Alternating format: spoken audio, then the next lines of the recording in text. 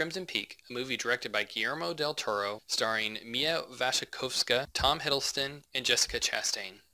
If you've watched the trailers for Crimson Peak, you've seen it kind of marketed as a horror movie. It's not a horror movie. Guillermo del Toro actually on his Twitter account specifically said it's not a horror movie. It's a gothic movie or a gothic horror film. It's really a twisted love story. So that's how kind of I would categorize it. During the build-up to this movie, I kept hearing the term gothic horror story or gothic romance. And I had to think of what really is a gothic romance. I didn't really know. It's a whole subgenre of horror films, and it's a term that gets thrown around a lot, but it's not one that I personally had ever looked up the definition of. I didn't really know exactly what it is. So I looked up the definition. This was from a site called SlideNet that I found the definition for, and I thought it was pretty apt, and it perfectly fits Crimson Peak to a T. Gothic stories are tales of mystery and horror intended to chill the spine and curdle the blood, and contain strong elements of the supernatural. They stir up fears and anxieties and desires that are attractive but dangerous. Feelings we don't acknowledge on everyday life but are repressed. Like I said, this fits Crimson Peak to a T. It is a perfect apt description of what this movie is. The movie plays very heavily on the mystery aspect of it, and the supernatural element just kind of thrown in to spice things up a little bit. Regardless of whatever label you want to give Crimson Peak, it falls into the category of good movie. The movie doesn't work unless Mia Wasikowska, and that's the last time I'm saying her last name, and Tom Hiddleston don't have great chemistry on the screen. And they do. It leaps off the screen at you. They have a great attraction on the screen, and it really comes across very well. Hiddleston almost steals the entire movie, but Mia does a great job and holds her own against him. Jessica Chastain does a great job in the film. She completely disappears within this role. Her character is just a little bit too evil, and her evilness shows itself way too early in the film for the story's mystery aspect. Tom Hiddleston really plays up his character. You have to be able to relate and care about his character, but also not really trust him too, and he walks that line very well in the movie. The character is a very torn person, and you see that in the movie. There's certain scenes where Hiddleston character really is exuberant and almost has a childlike happiness when he's building certain things in the movie. And once his inventions work, you see that and his face lights up and he's excited about what he's doing. And then there's other aspects of the movie where you see he's torn and his soul's in agony about what he's doing and what he has to do to survive in the world that he lives in.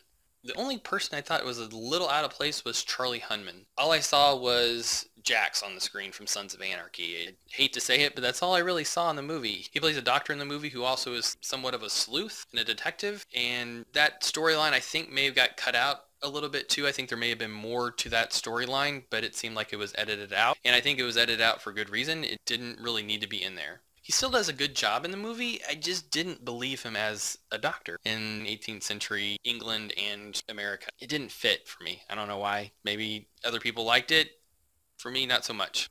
Where the movie truly shines is its visuals. It's such a visually stunning movie. It's beautiful. And Del Toro really plays this aspect up in the movie. It is shot so well. One such example is where there's a scene where Mia's character is outside in I'm colorblind, so apologize, it looks like a yellowish dress, and it's very bright, and the backdrop of where she's at is very gray and just dim, and it's such a stark contrast. It looks so great on the screen, and there's just subtle things like that all throughout the movie that are just spectacular. And Del Toro created a world in this movie that you want to spend more time in. It's just beautiful. The other aspect of the movie that Del Toro always does a great job of is creating his monsters. And the monsters in this movie are ghosts, and the ghosts are spectacular. They're all CG, but they add to the overall effects of the movie. The ghosts aren't really scary. They're just really frightening, if that really makes any sense. Scary, frightening, maybe they're both mean the same thing, but I think there's a slight subtle difference there. The score of the movie is pitch perfect. It goes from when you first meet Mia's character at the start of the movie, there's a very upbeat and uplifting song when she's going, and then it goes and then to the end where it's just haunting and intense, and the music is just scene for scene matched perfectly in the movie. And you have to appreciate a good score when it adds to the overall effect of the entire movie, and this is what that score does. The climax of this movie is fantastic. It takes you on a wild and intense ride. I was on the edge of my seat the entire time, and I didn't know how it was going to end. I had my suspicions on how it was going to end, and my suspicions proved right, but I wasn't certain at all. It definitely could have gone the complete opposite way, and the movie would have worked just as well if Del Toro would have went that way with it. Since he didn't go that way, it's still a great ending, and I loved it. However, the movie isn't perfect.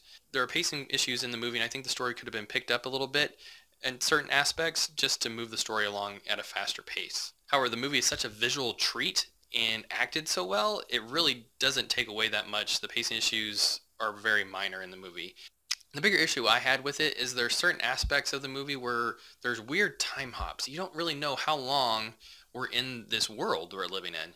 At certain points, you kind of get the idea that there's more time going by than what's shown on screen. Like you, at one point, Tom Hiddleston and Mia's character meet, and then you know it looks like they've jumped ahead 2 or 3 weeks and they're in their courting process and more apt to fall in love, or they're falling in love over a longer period of time than what it is shown on screen, and you just don't know how long time has progressed.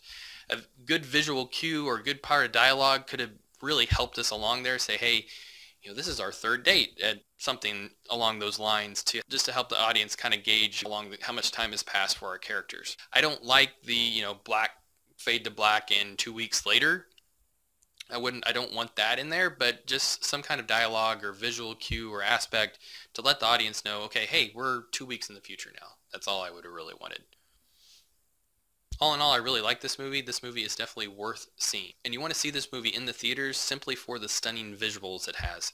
It is a gorgeous movie and deserves to be seen in theaters to revel in its beauty. So that for that fact alone, I say go see it in theaters. So, have you seen Crimson Peak? What did you think about it? Comment below and let me know. It'd be really helpful if you gave me a thumbs up. If you like my video, subscribe if you like my video reviews. I got a couple more out there. This is my 4th one. And give it a share if you think other people would enjoy it. Appreciate it, and bye.